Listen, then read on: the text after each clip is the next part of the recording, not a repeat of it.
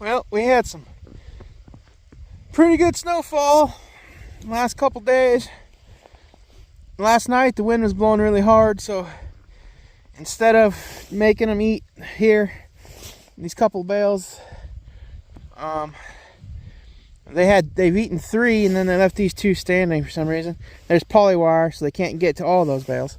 We pulled them back and we fed a couple bales around the shed because they were standing out here in the wind and the blizzard and they weren't being very smart. So we fed them over here by the shed and they appreciated that.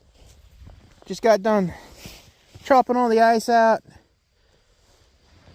In the meantime, had to switch the water pickups. The Mazda starter finally just quit 100%. I have a new one on the shelf, but I haven't changed it yet because we also got to change the slave cylinder. That part's only 3 years old. That starter that just went out is already the 3rd. Is that already the 3rd starter in that Mazda, or this is going to be the 3rd? I think this one's the 4th. Yeah, that starter that went out is the 3rd starter that's already been out in the 3 years. Getting tired of all these Chinese parts. I don't got time to keep changing, redoing stuff. But they're all watered and happy. Once this, it's supposed to be 70 this week. Like all this is, huh? 3 days in a row it's supposed to be 70? Anyway, 3 days in a row it's supposed to be 70 this week. So all this white stuff is going to turn into mud, which, awesome. Not complaining about the moisture. Absolutely need it. But I'm going to have to adapt my grazing a little bit. I was planning on getting these girls moved out back. By the time we had this row eaten, it might end up being that row. They might get 3 more rows here until it dries up.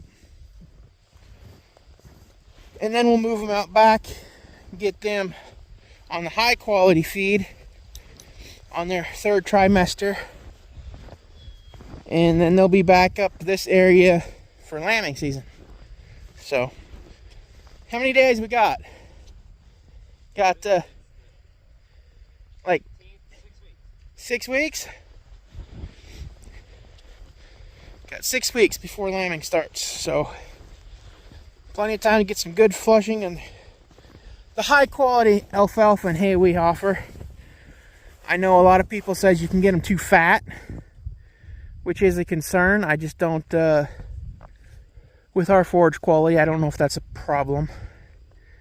But now we gotta go get the cows. Water broke, give them water, try to get to them. We got a couple of drifts out here. It's good 3.5, 4 feet tall, so definitely having to pick and choose, ain't that right, Ranger?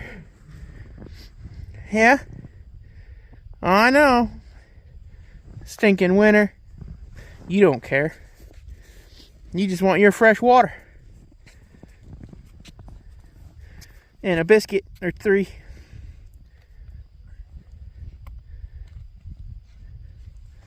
So, anyway, alright. Let's go get to the cows. Some thirsty critters down here. But we got the ice broke. They're getting their fill. We'll have to come back out here tonight and get them more water. What we did last night, we fed them and made a little horseshoe because, like I said, that wind was just ripping. So gave them a little bit of shelter to make it through. They're all fairly happy. So then we got the call animals over there. Then you go in the freezer, minus the 2 guardian dogs and the 3rd guardian dog, the one that gets to roam the place. He's following us here this morning, doing his job. Kinda doing his job. He took last night off. He made the executive decision to sleep in the house last night and not come out and go to work.